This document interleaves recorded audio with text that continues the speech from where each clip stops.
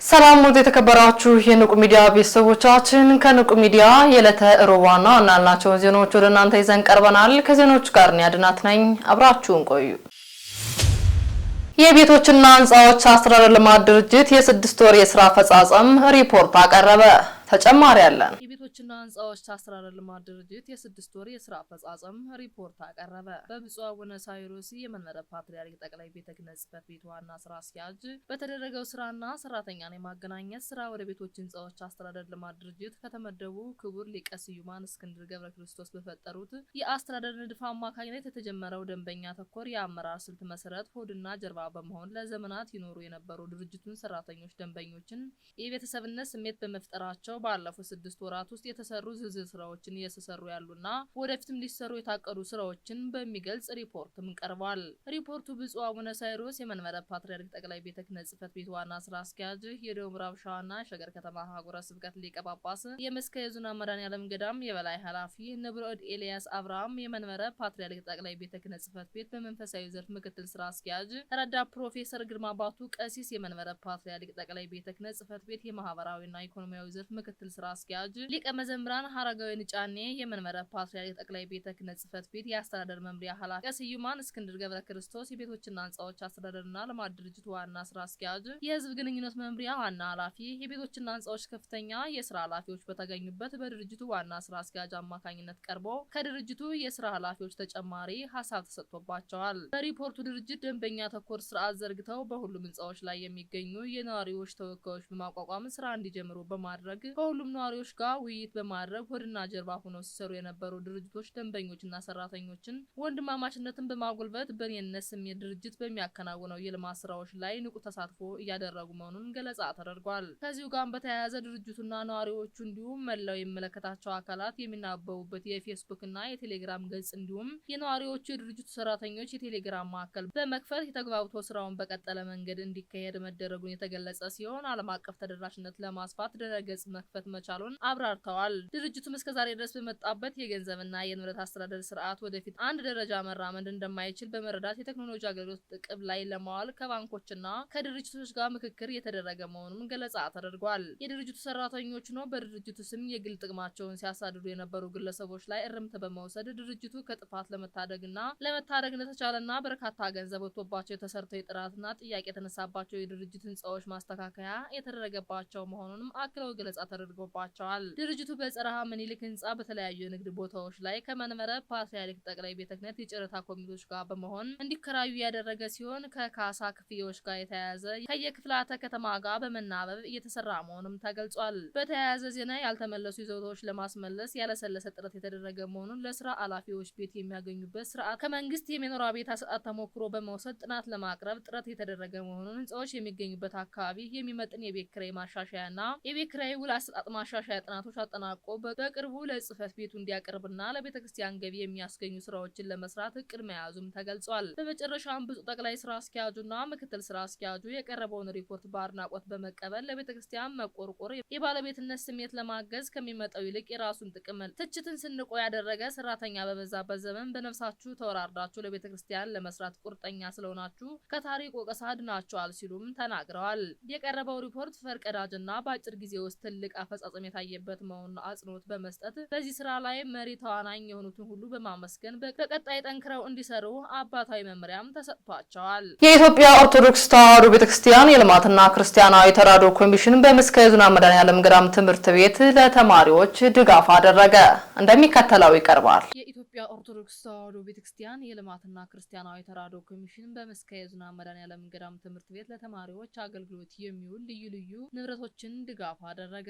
ድጋፉ የተደረገው በብፁዕ አቡነ ሳሙኤል የኢትዮጵያ ኦርቶዶክስ ተዋሕዶ ቤተክርስቲያን ልማትና ክርስቲያናዊ ተራድኦ ኮሚሽን የበላይ ኃላፊ ሊቀ ጳጳስ መሪነት ሲሆን ተማሪዎቹ በተለያዩ የሙያ ዘርፍ ራሳቸውን ብቁ የሚያደርጉበት ንብረቶችም ተበርክተዋል። በዕለቱም ብፁዕ አቡነ ሳሙኤል የኢትዮጵያ ኦርቶዶክስ ተዋሕዶ ቤተክርስቲያን የልማትና ክርስቲያናዊ ተራድኦ ኮሚሽን የበላይ ኃላፊ ሊቀ ጳጳስ መጋቢ ሄሮያን አባ ኤልያስ በልሁ የምስካየ ዞን መድኃኔዓለም ገዳም ዋና አስተዳዳሪ፣ አቶ ወርቁ አሸናፊ የትምህርት ቤቱ ርዕሰ መምህር፣ አቶ ይልቃል የኢትዮጵያ ኦርቶዶክስ ተዋሕዶ ቤተክርስቲያን የልማትና ክርስቲያናዊ ተራድኦ ኮሚሽነር የገዳሙ ጽሕፈት ቤት አገልጋዮች በተገኙበትም ድጋፉ ተበርክቷል። ለተማሪዎች ለትምህርታቸው ይጠቅመናል ብለን ያሰብናቸውን እቃዎች ዛሬ ያስረክበናል። በተለይም አጋጣሚን ትምህርት ጎብኝተናል። ትምህርት ቤቱ ቤተክርስቲያን አለችኝ ከምትለው የምትኮራበት አንጋፋና ስመጥሩ ትምህርት ቤት ስለሆነ ወደፊትም ስሙ እንደጠበቀ እንዲቀጥል የሁላችንም አስተዋጽኦ ያስፈልጋል ሲሉ አቶ ይልቃል የኢትዮጵያ ኦርቶዶክስ ተዋሕዶ ቤተክርስቲያን የልማትና ክርስቲያናዊ ተራድኦ ኮሚሽነርም ተናግረዋል። በዕለቱም የገዳሙ አስተዳዳሪ መጋቢ ሄሮያን አባ ኤልያስ በልሁ ገዳሙ ጥንታዊና ታሪካዊ ገዳም እንደመሆኑ መጠን በልማት ዘርፍ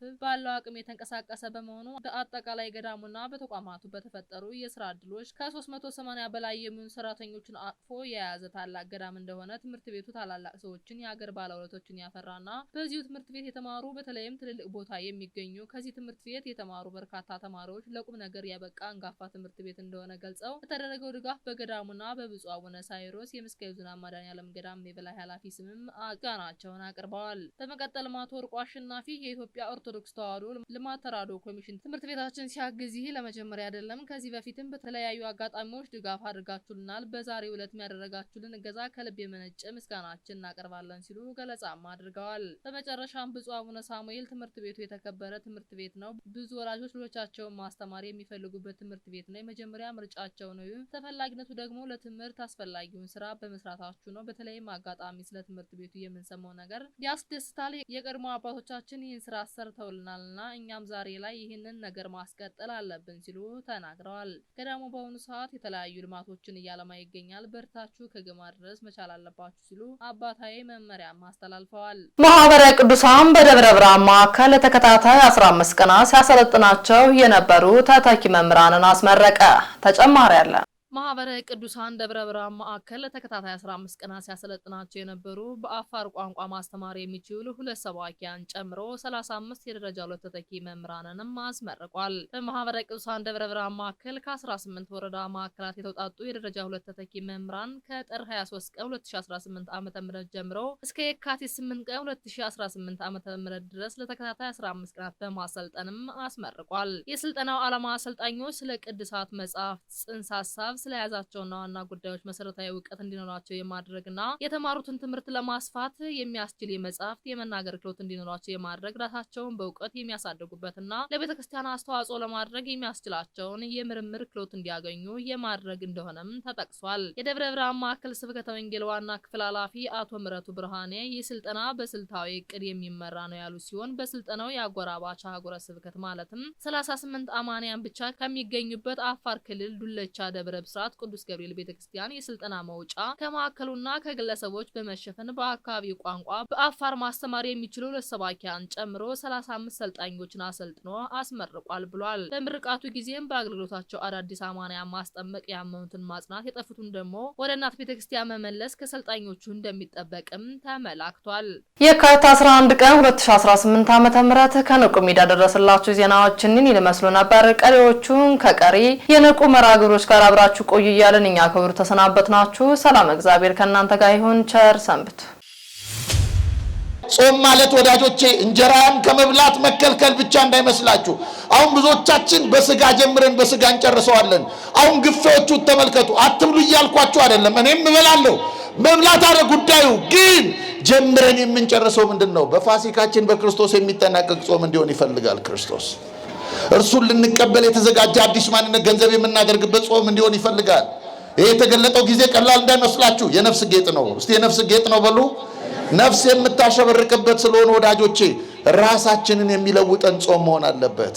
እንጀራና ስጋ ብቻ በማቆም የሚበሉትን በመክሰስ እድሜያችን በዚህ ማለቅ የለበትም። ጊዜያችን በዚህ ማለቅ የለበትም። ነፍሳችን፣ አይናችን፣ እግራችን፣ ጆሮአችን፣ አፍንጫችን፣ መላ የስሜት ሕዋሳቶቻችን ሁሉ የሚለወጡበት ልዩ የመከልከል ጸጋ የሚበራበት ጊዜ ነው። አንድ ሊቅ እንዲህ ይላል፣ ይገርማቸዋል። የምቾቱ ዘመን አበቃ፣ የመከልከል ጸጋ በራ ይላል።